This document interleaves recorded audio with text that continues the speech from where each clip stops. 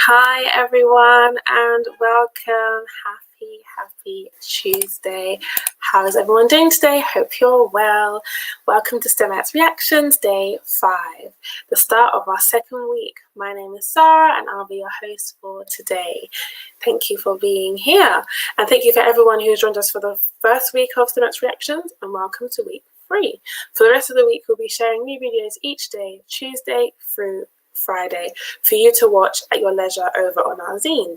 We welcome you to join us live at 4 p.m. to have a chat about what you loved and what you learned in the video you tuned into. We hope you've enjoyed your day at Stemettes Cinema, but if you missed out, you can access them via the link we'll share in the comments.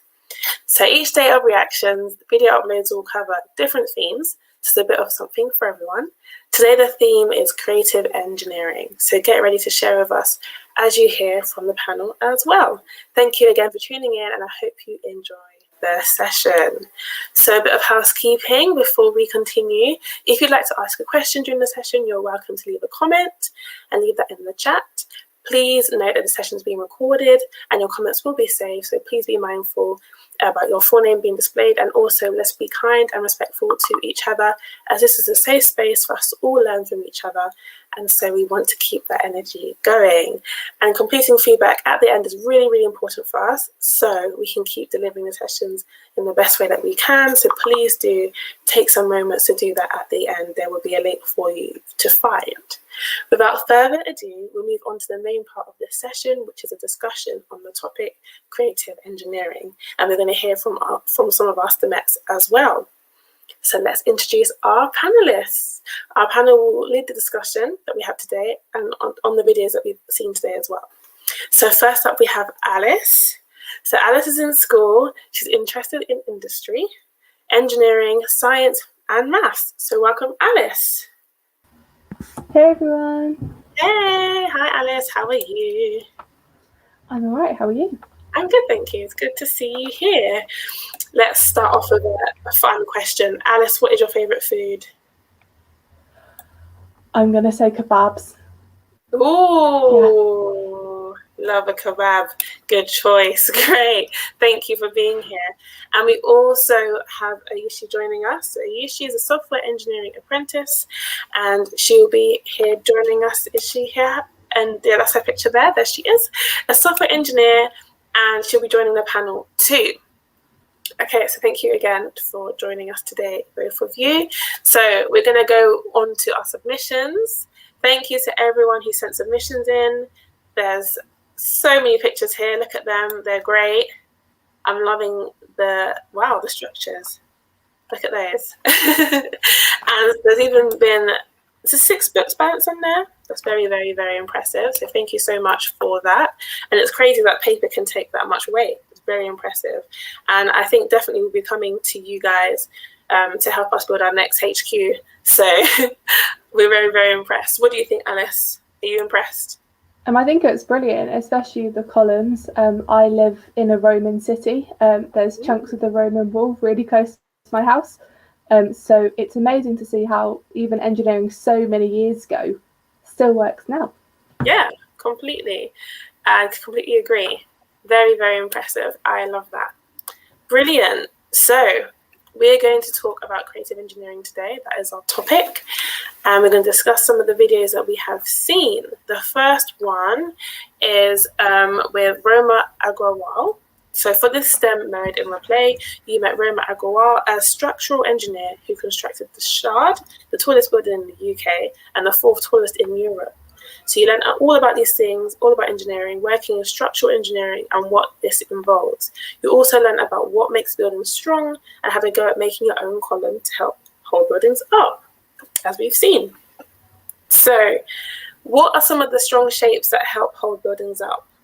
Alice, what would you say are some strong shapes you've seen? I would say triangles or pentagons. And why would you think that they're strong? Give me your opinion. I think the odd sides help. It helps distribute everything a bit better. For context, everyone, I'm an aspiring F1 race engineer, so this is my thing completely. But yeah. Yeah. Thank you for that. I would probably have to say a good old circle. Who doesn't love a circle? I think they're very sturdy. And as we see in the columns, they can hold lots of things up. Would you say you're afraid of heights, Alice? No, I'm a massive roller coaster fan. Oh wow, that was a very quick no. So you love heights, you love the thrill. Have you been to Fort Park? Yeah, I've been on Stealth. I've been on all of the big ones, but yeah, I was about to ask, have you been on Stealth? Yeah. Was it not scary? I can't do that. I'm just too much of a wimp. I loved it personally. The mates who I roped in, not so much. Yeah, I'll probably be on that side too. I think probably the scariest ride I've been on, and no one laughed at me, it was at Disney World in France, and it was like the hotel Tower of Terror one. So it's like you're in the lift and then it just drops. I may or may not have cried. That's all I'm going to say. Okay, so as a structural engineer, if you were one, would you be happy to go to the top floor of a building and work on the site there? I'm guessing the answer is yes, actually not scared of heights. Yes, I would love to. It would be very cool. Yeah, I think, wouldn't you be worried about like if maybe it's windy and it might be a bit unstable, or you're just fearless? The weather doesn't necessarily intimidate me.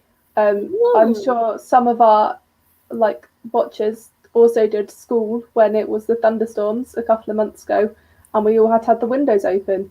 Oh wow. So I was doing my exams and I was having water coming into the classrooms. So I would say the weather's all right for me. I know other people don't agree, but a trusted coat, I'll be fine. You're a trooper. I love that. And so what factors would Roma have considered while constructing the Shard? What do you think would have to be like top of the list? I think probably not the obvious one, but where the Shard is, it's got so many railway lines and so many roads around it. If you go into London Bridge, you literally go around the side of it. It's an incredibly cool view. But if anything went wrong, you didn't really want to close the railway going into central London. Yeah. So I think that was a massive thing that they would have to consider. Definitely, that's a really, really good point, because London Bridge is a very, very, central station. It's used by loads of people every day. So that's a very, very good point. What other factors do you think are quite important to consider in terms of the ground as well? The actual structure of the ground, it is quite close to the river. And I did GCSE's geography, so we had a look at the kind of the granite in the ground. There's quite a lot in London. It's really weird. So that would probably be a massive thing. We don't really want the Shard falling over. No. That wouldn't be ideal, would it? No. It It is really impressive though. I would love to go and visit the Shard. Have you been before? I haven't been up it. I've been around it. Yeah, same. It's very, very impressive. I love that. And so the next session that we looked at was the Intro into Music Engineering with Abby Rhode. And so in this video, you learned about Marta Maria de Mossi on her route into music engineering and the history of Abby Rhode Studios, how sound works in the recording studio context and how to engineer it. You learned about what sound engineering is, the roles it can lead into, and what these exciting jobs involve. So Alice, do you love music? Yes, I do. Great answer. I love music too. What would you say is your, okay, let me not say your favorite, give me your top 3 favorite genres of music. This is very random. 90s and noughties pop. Oh. 80s rock, like Bon Jovi, and then probably like whatever you count ABBA as. So probably 70s pop. I love ABBA. What's your favorite ABBA song? Probably like Super Trooper, but Mamma Mia is. Oh, Mamma Mia. Time. I would say my favorite Dancing Queen. That's like the best Yep. song ever. I've every karaoke opportunity I get, I sing Dancing Queen. And I have to agree with you as well with the 90s and 2000 pop, like obsessed. Do you have like a favorite boy band or girl band? I think I Want It That Way by the Backstreet Boys is always a bop. And then probably my guilty pleasure is the Spice Girls. I can sing along to a lot of songs by them. I love this. Yeah, you definitely got brownie points from me. These song selections are elite. I love that. So before watching the video, what were your initial thoughts on what a career in music engineering would be like? Don't think it's something that like we have taught about or many people know about. I never really considered the physics that went in it with all the sound waves. That was really interesting to hear. That I know that's not before the video, but how engineering is so involved in music, it's something that we don't think about when we put on our Spotify playlists. It's so true. Yeah, you just get the music through your AirPods. Wow, that makes me sound very, very odd. Through your AirPods, your headphones, and you just listen, but you don't really take a minute to think about what the steps were for it to get there, which is really, really true. And so after the video, now you've watched it, what do you think about a career in music engineering? Like, had your thoughts changed, or what do you think? It's such a cool career. That's what I thought immediately. And obviously Abbey Road is such an iconic place. I haven't been in, but just seeing the zebra crossing it's something that it's a feeling that you can't quite describe. Yeah. I think I am very loyal to my F1, but I think it is such a cool career, and it's something that kind of goes under the radar, but the use of physics in it is amazing. Yeah, definitely. And so, do you know anyone who has a career in music engineering? I don't know. So what did you say? I missed that. I don't. I know some people who kind of want to go into music, but not. That is fine. That is fine. No worries. It's always good to learn and explore new things. So I'm sure you'll probably come across someone one day. They'll probably be inspired by this conversation. You never know. There could be loads of music engineers now. Great. So the next one we watched was a career clinic, and it was Imposter Syndrome Q&A. So in this February's Explore session, you joined Manila and Mike for a chat about imposter syndrome. And they talked you through their journeys with imposter syndrome, how they overcame it, and support others to overcome these issues too. And you learn more about why imposter syndrome and diversity is a real problem in STEM. So this is a topic that I think a lot of people can relate with.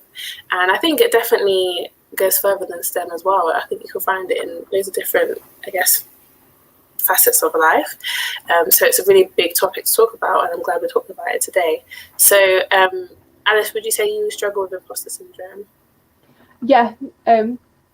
So I did my GCSE through COVID. It was a massive thing that you didn't see any. I didn't see my classmates for, in some cases, over 6 months. And you always think you're the worst at it. So it's tough to deal with. Yeah, definitely. I agree with the kind of the thought of like you're on your own. You feel kind of isolated, which is the hard part as well, because you can definitely talk to people and ask for help, but then you feel like you can't at the same time. It's very tricky. Yeah, I definitely agree with that. And so what does it look like to you? What has your own experience of imposter syndrome been like? I think lots of people watching will understand kind of the parents' evening dread. And I was always worried they were going to say, you're not good enough to do this. Actually, no, you can't. Luckily for me, it was the opposite, but it was always at the back of your mind that something would go wrong. Yeah. So parents' evenings are very, very nerve-wracking. Did you ever have moments where you wanted to like run away with the comments? No, it always went better than I thought it would do. That's good. But, parents' evening is a very weird time, just in general. Yeah. And so why do you think that imposter syndrome is a problem? Why do you think people struggle with it?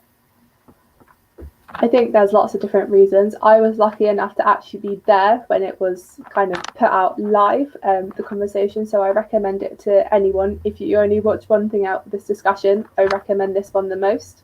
Great.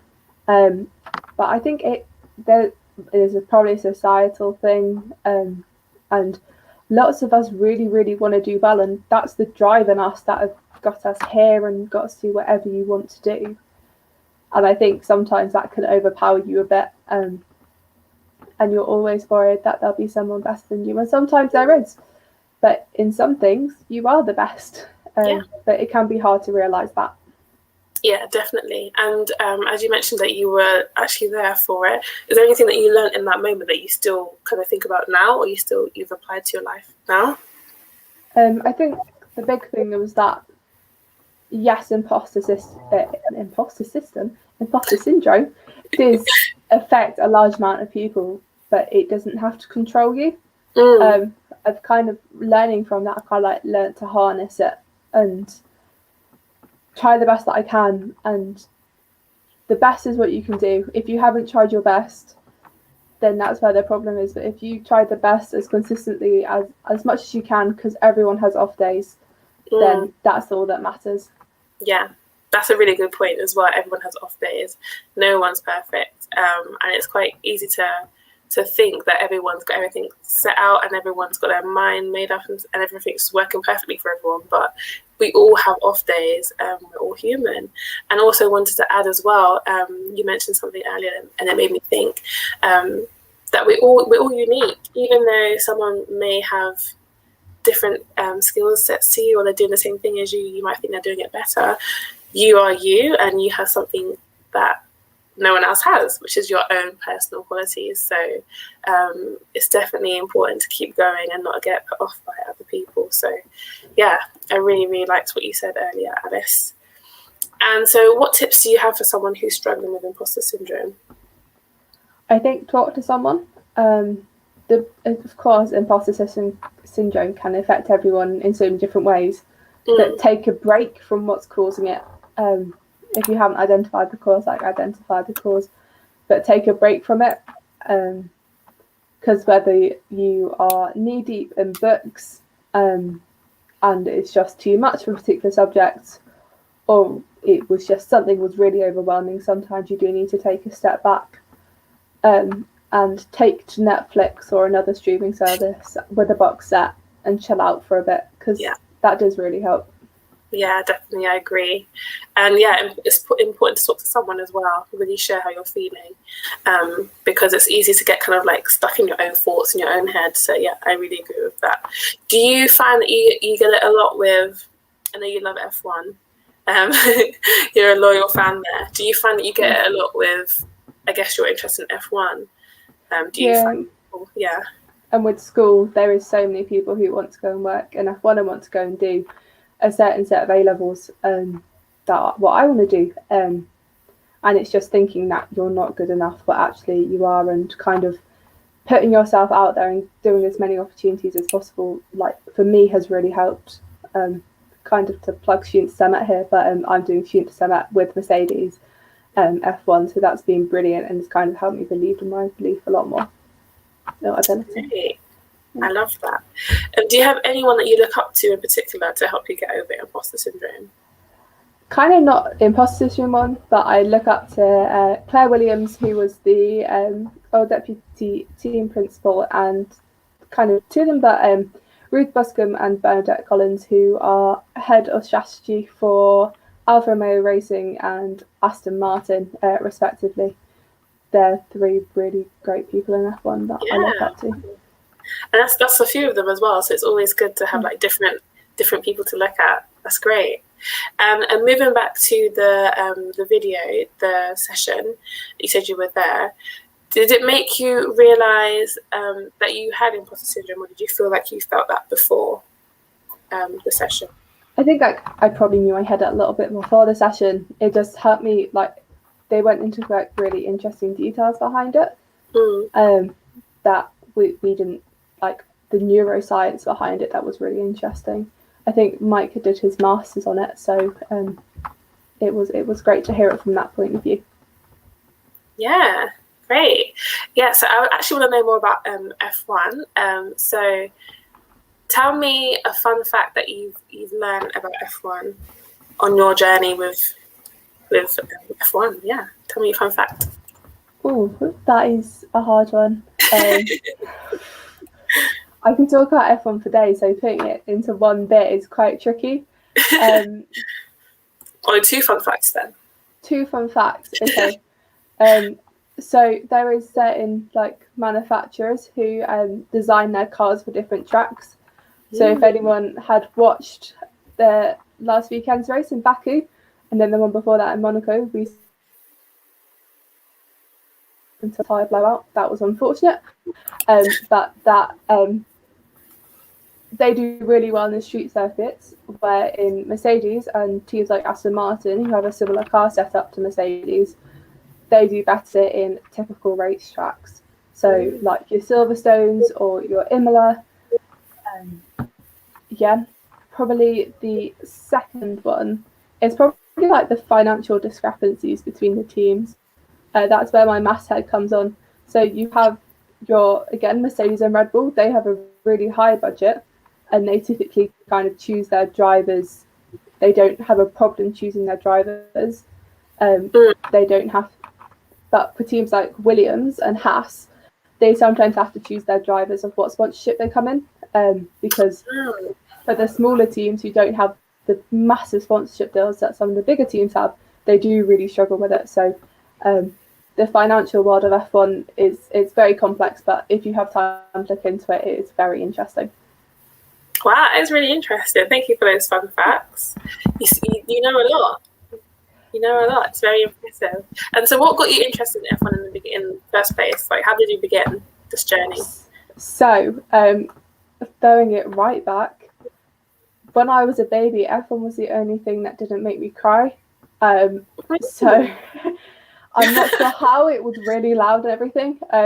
So I watched that up there. I didn't, like, for the last, like, when it moved from BBC to Channel 4, I didn't quite watch it as much, but I really got back into it this season. And it's just, it's the pinnacle of sport and the pinnacle of engineering combined. That's something that makes it so unique. And the global fan base, yes, it is mainly Eurocentric, but it's a global fan base. You can ask someone who Michael Schumacher is anywhere in the world and they'll know. That is so cool. So it's like always been part of your life. Yeah, kind of. It's meant to be, Alice. You're meant to be in F1. And I'm excited for your journey and where you get to with that. It's really, really, really exciting. So if you were not interested in F1, is there kind of something that could take its place, or is it just F1 and nothing else? So in my spare time, I'm a wheelchair basketball player, so that's very cool. But I think if I was like career-wise, I would probably go into civil engineering and maybe do something to do with trains or public transport, something like that.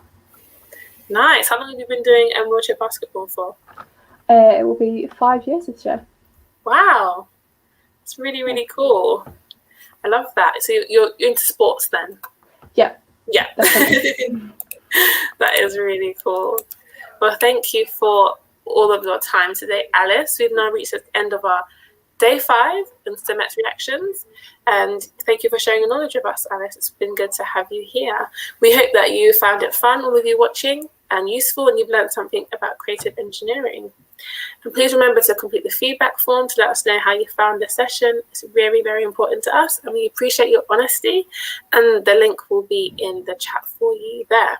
We'll have more sessions for you throughout the week at 4 p.m, so be sure to join those as well. And as you access the zine for our daily uploads of new videos, we're encouraging you to send in anything you create, as you saw from the submissions earlier. So you can send them to our team@stemetsfutures.org email address, and we can share them during the daily discussion and see what you've been up to. We'll see anyone returning tomorrow at 4 p.m. for Starstruck, and enjoy the rest of your evenings and your weekend. Bye. Bye.